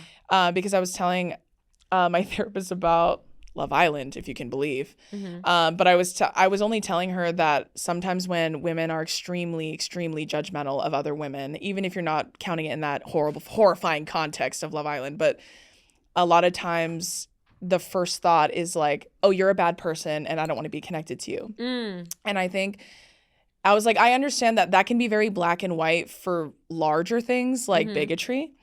But sometimes I was like, I extend this empathy, especially towards women. But I'm like, sometimes women are not the best versions of themselves. Yes. And like, if you're connected to them. Two wolves. Yes. Part of like unpacking your internalized misogyny, first of all. And then also being a good friend and a sister to someone is loving them through these terrible phases. Like sometimes it is so hard to love girls through these awful situations. But like, I'm like, that is like the true experience of sisterhood to me, is like going through it and coming out the other side of it. I'm about to cry. What's your sign? I'm a Virgo. I'm a Cancer. I'm a Cancer moon.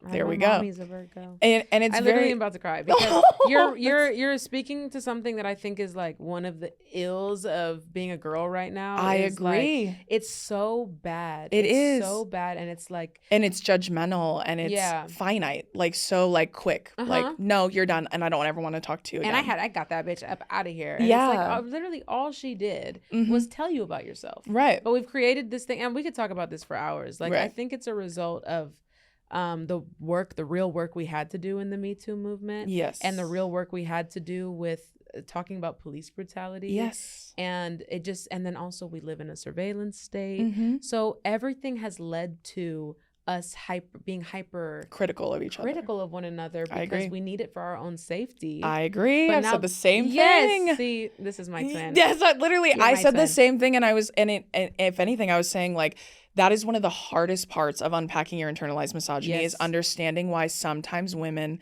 have to make certain choices. Because I'm only talking about women in this very small context, but like sometimes you have to understand the larger system that is almost inherently forcing them to do this. And you can love people from afar, like even if it's pulling from you energetically or physically or literally, you can love them from afar. But like, I was like, I can't imagine a world in which I don't love my truest best friends, like women that I love and adore through everything. Like that includes shit things. Like sometimes your friends are not going to show up 100%, and sometimes they're going to be going through awful things, and sometimes they're going to be dating awful people. And I was like, oh, the things I've loved my women through. Yes. Then you have to adhere to that too. Like it's radical acceptance of the people you love. Because on the flip side, I don't want to just get on women for being like, cutting people out of their lives. No. Because sometimes you need to do it for your nervous system. Right. Like, this girl is doing too much. Right. I want to be there for her, but it doesn't make sense for me right now to keep this young woman in my life. Exactly. And that's the nuance. And I pray for her. Yes. And I want her to have a better life, but you need to go do that in somewhere else. France or wherever you're at right now. Away from me. Yes. Yeah. Right. And that's why holding space for both. Yeah. Right. And understanding when you cut people off or move them off to the side until they can figure it out.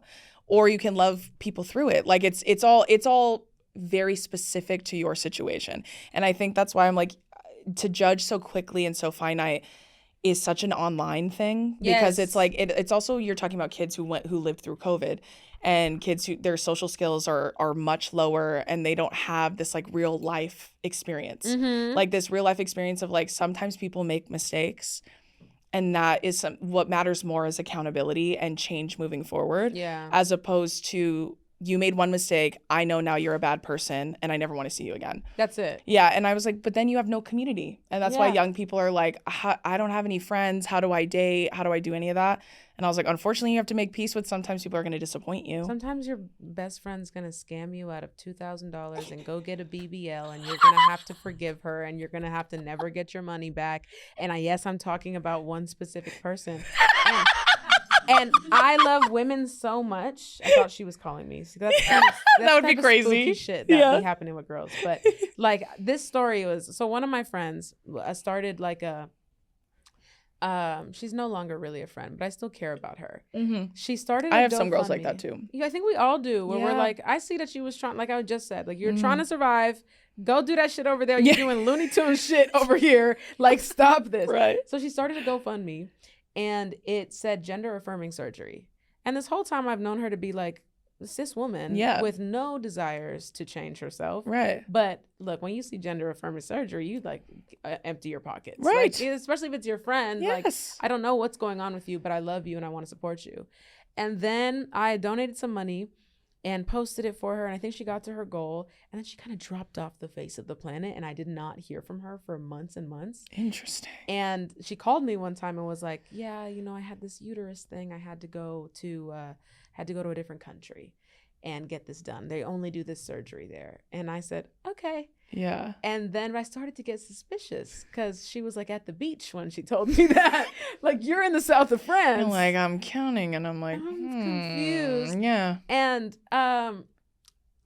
this is a long way of saying I think she got a BBL. Gender affirming, which is low key. She's hilarious. She's because that's true. That is gender affirming care. That is true. You feel more like a woman. This is the body you want to. That be is in. really fucked up, but low key funny. Yeah. I hate when people are accidentally funny when they're being fucked up. When you're manipulating. The English when you're being fucked up and then you're kind of funny. That's annoying. Damn it. Yeah.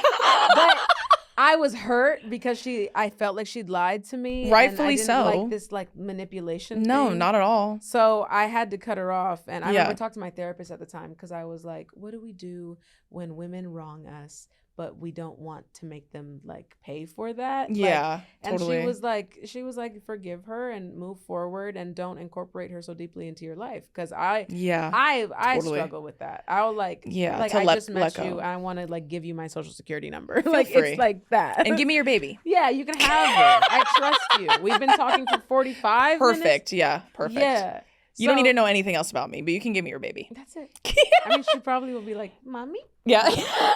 That's because you're a Cancer probably too. I'm sure you're very trusting. Yeah, and you're very emotionally connective. Like that's like naturally. You want to connect and be connected, and I think that's a beautiful thing. Yeah. And I actually had a very similar experience to not to the BBL, but to like having to remove someone out of my life that I didn't want to. Yeah. But it just kind of forced my hand, and it was like I truly believe, and I've said this to girls who have asked me before, I'm like, sometimes you have to wish them well. Mm-hmm. And my hope and prayer for you is that they come back, like, and they come back a better version of themselves, and you are a better version of yourself, and you can be better friends. And like my girlfriend that I had to kind of let go a few years ago, she actually came back, and she came back better, and I'm better and older, and we're older now, we're in our 30s, and like we're able to reconnect in a different way. And I think that's a beautiful thing. And I really do think too, it's like the mark of sisterhood. Like it's having tiffs with your girlfriends, your girlfriend's annoying the shit out of you, or your girlfriend's being absolutely batshit crazy. Yeah. And then you just gotta be there. Like one time my friend was like ranting to me about something, and she was like giving me this whole dissertation, and she was talking uninterrupted for like 40 minutes, and I was just listening. And then she was like, and then she stopped and she goes, do I sound crazy? And I was like, I mean, yes, but I love you. And I was like, you do sound, a little bit, but like, I love you. And that's what you need. Like, we're girls. Like one of my homegirls right now is going through a breakup. God bless her. It's really hard. And like, I'm hearing the same story every single day, the same emotion every single day, but we're girls. So that's what we have to do. Like, I'm going to be there for you at every step. I don't care if you say it the 50 military times. doesn't know anything about that. You ever been clocked in? Like I'm saying, the military, they clock in and they work for the government. This is our version of military service. Oh my God. Clocking in with our girls who want to rehash the same shit over and over and over again till one of us dies. Yeah. That is service. Eternal Groundhog Day. I'm serving someone, I'll tell you what. You're serving God himself. Yeah, hello. That's why I was like, when I'm sitting here and I'm reopening it with you for the 37th time, and we're revisiting the same pockets, and I'm going, we already went over that. And you're doing the same jokes, same punchlines, same insults, same beats. Like, and then at the end, I'm like, and when you're in the phase where you want to make fun of them, you let me know. Yeah. Because I got a gang of jokes that I can't tell you now because you're too sensitive. You're so good at that. I be going way too I go way too hard. I'm like, and I never liked that nigga for real. And like, and He was bald and his hair was so shiny. It's funny was because blinded. me and Caleb have been together receiving information from our friends before about people. Yeah. And it's funny because my sister is like your friend, where she's so sweet and so innocent. And so our other girlfriends talking, me and Caleb are sitting together. My sister's just like her. Mm-hmm. And then we're listening, and then we haven't said anything. None of it sounds good, but we haven't said anything. And then at a certain point, she said something, and I can't say it, but it was just something so specific that we both were like, to each other, and Caleb goes, I haven't said anything this whole time. And we were laughing, and I go, yeah, okay, but I have to jump in now. I'm gonna have to say something now. Yeah. Like, he sounds fucking awful. And then we start kind of baby stepping into that. Yeah. And then my sister goes, man, thank God they're here, because if I was just here, I would be like, wow, congrats. Well, honestly, the fact that you will listen to someone speak for 40 minutes, you're a saint. Like, you actually are. I'm not doing that level of I'm work. not nearly as mean as people would assume. No, you're not mean at all. You're an angel. I like to get to the solution way too fast that I hurt people's feelings.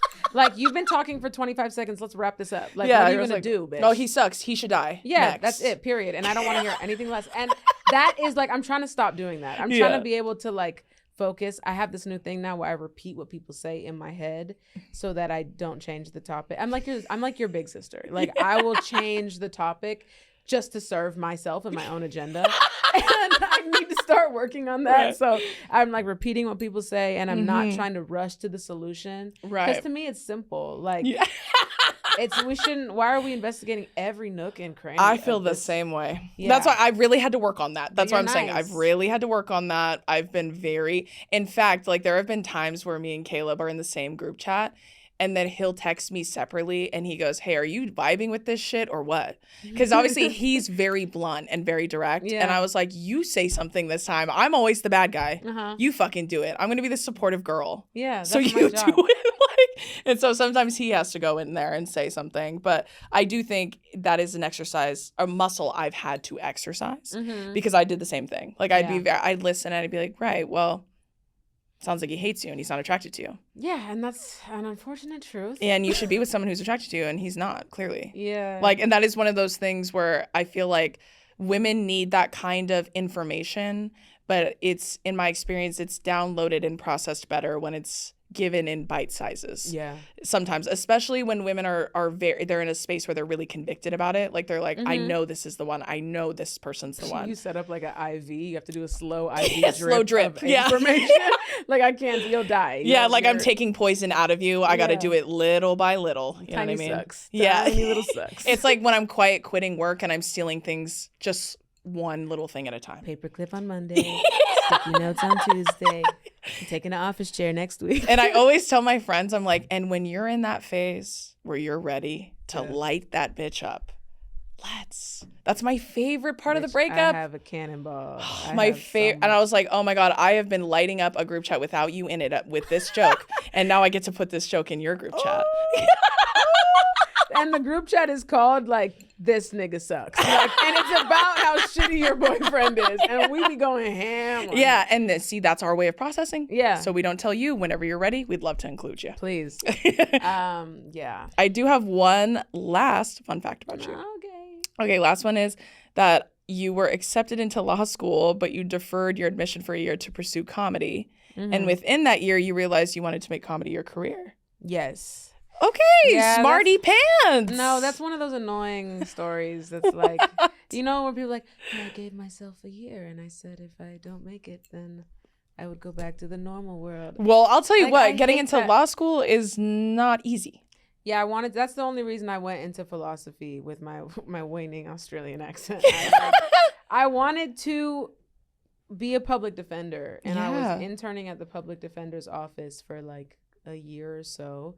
And it was chaotic, and it was so incredible. I love when women are smart. Thank you. Oh my God. I love it. That gives me a huge boner. Wow. Yeah. I love it. That's why I can't put this leg down, otherwise you'll see it and get uncomfortable. I'm really happy you're hard. I think that's fucking incredible. Yeah, I wanted to be a lawyer. I married into a lawyer family. Like, my mother-in-law is one of the coolest. She taught constitutional law at UCLA. Like, she's a badass. Damn. Like, she's so sweet. It's got this, lawyers are so cool to me.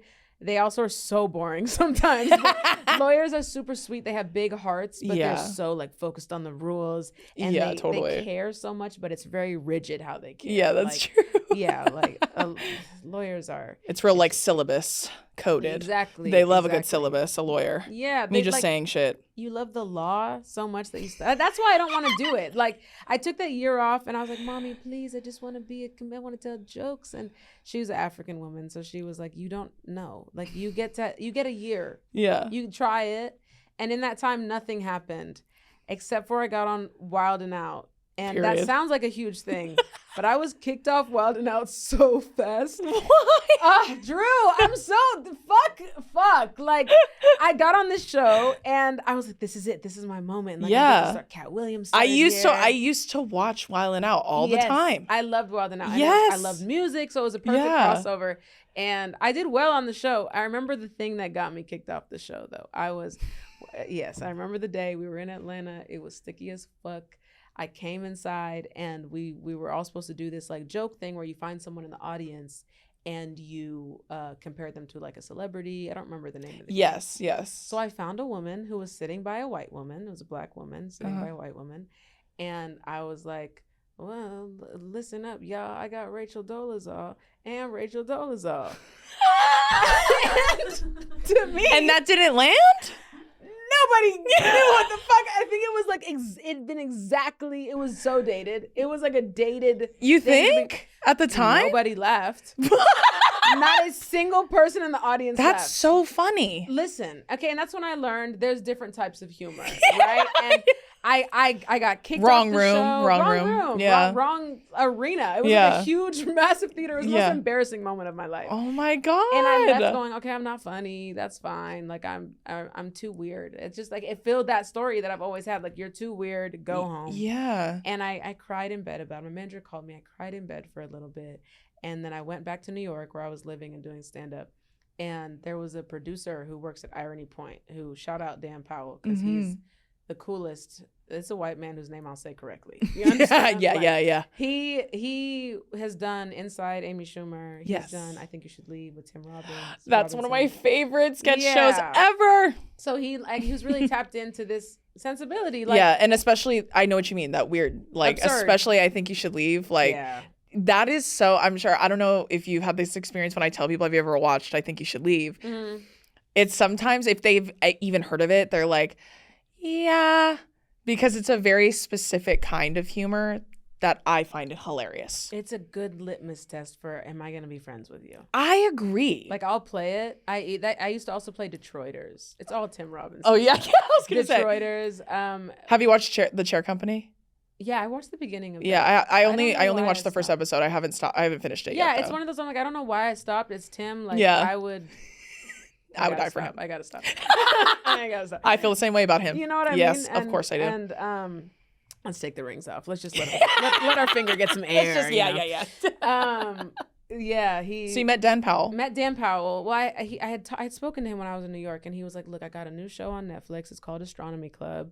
I know you said you wanted to be a writer. Mm-hmm. Why don't you come and audit the room?" Which is the coolest thing anyone's ever. Like, I sat in there, and it was really cool. A sketch comedy show, a bunch of nerdy black people who were like flipping Shakespeare, but also writing about Ludacris, and like just so cool. Being full people. Yeah, totally. And not kind of shaming me for not knowing something or for knowing something. And yes, I know what you mean. No shade to Wild and Out, but it's a specific type of humor. Yeah, and it's a specific room, like we were saying. Room. And you needed a different room, like that one that you could reach. I've joked about this with my friend too, who does, like, she's really comedy facing, where I've told her, like, sometimes I think there's this thing where, like, your interest could cover theirs, but theirs can't cover yours.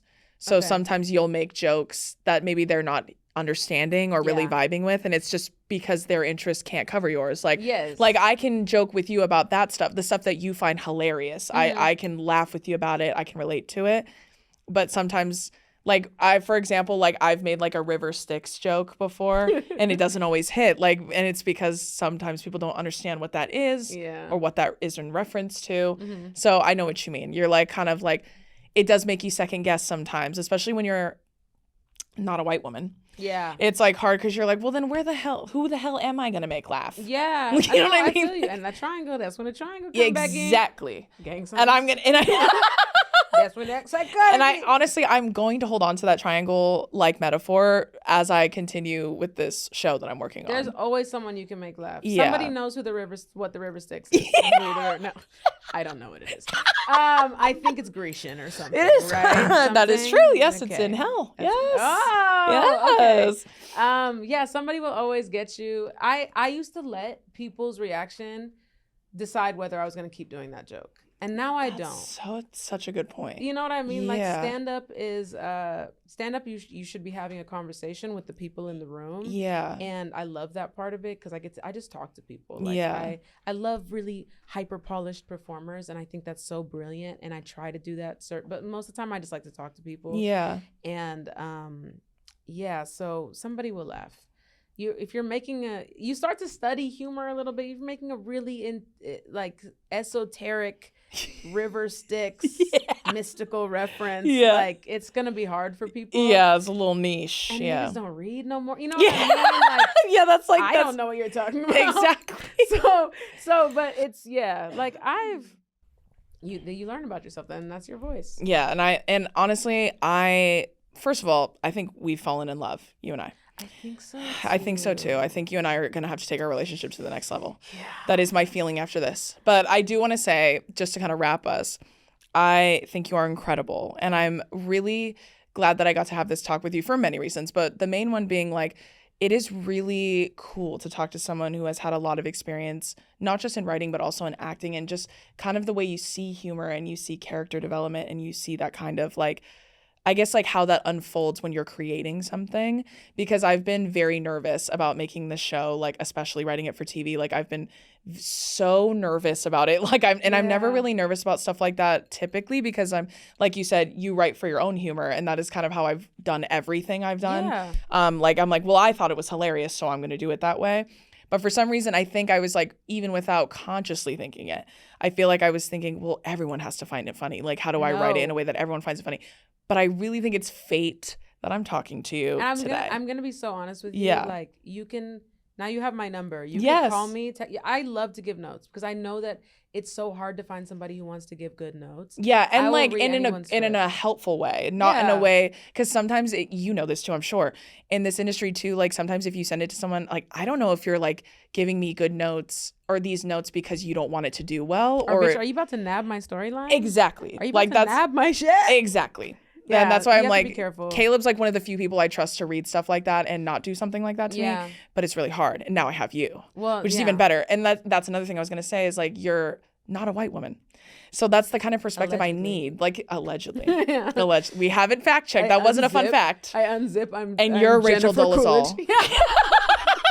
Yes. Oh my God, let me find out. Yeah. That'd be crazy. Yeah. But I would love to get your feedback and stuff. I course. just think you're so important. And I think, and Oh I'm my really God. grateful that you're continuing to elevate and continuing to write and contribute. Like, I think voices like yours are so important. And Yeah. they give me courage to keep going I and love put you. mine on TV. I already love you. I so love much. you. Like, I've been watching your podcast for a long time now. I you. never imagined I'd get to sit right here in the yellow chair. Yes, with you. and impart wisdom on me. Yeah. It's beautiful. And learn a lot. Likewise. Learn a lot. Thank you so much for coming Yeah, on the show. I thanks for fucking love you. having me. Nice to meet you. You're the best. And it was so nice to meet you. If you guys couldn't tell, we did just meet. Yeah. Even though you couldn't tell because we were so vibey. Even though it's like we're the same person, there's a line of symmetry right here. We're literally the same. Literally. We're folded hot dog Yeah, we're style. split in half, you and I. Yeah. But thank you all so much for tuning into this episode of the comment section. Thank you so much to my amazing guest, Aida. Where can everybody find you? I am on Instagram on Shut Up Ida. People have told me to stop limiting myself with that username, but I'm not going to change it. So at Shut already Up done. Ida. Yeah, it's too late. TikTok, I don't post a lot. Instagram, I post a lot. Yes. Too much, so, And yeah. also your show. My show, The Hawk, on Netflix. I Yes. was also on Rap Shit Yes. on HBO Max. And guys, be looking out for more stand-up because I need to focus on my craft. Now that I'm done acting with Will Ferrell, I guess I have to get back in the saddle. That's how you know I'm not on a TV show. I'm like, I gotta focus on stand-up. Waiting for that series regular. Yeah. I feel you. I made that joke on here once where I was like, well, obviously I didn't get the part because I'm still here doing this. So obviously, I'm pretty free. Yeah. Thank you so much for joining us. Thank you. Love you. You're the best. Thank you all so much for tuning in. Don't forget, new episodes of the comment section drop every Wednesday. You can stream the audio on all streaming platforms, but the video lives for free and exclusively on YouTube. Thank you so much to my amazing guest, Aida. Thank you so much to all of you, and I'll see you next week. Bye. Bye.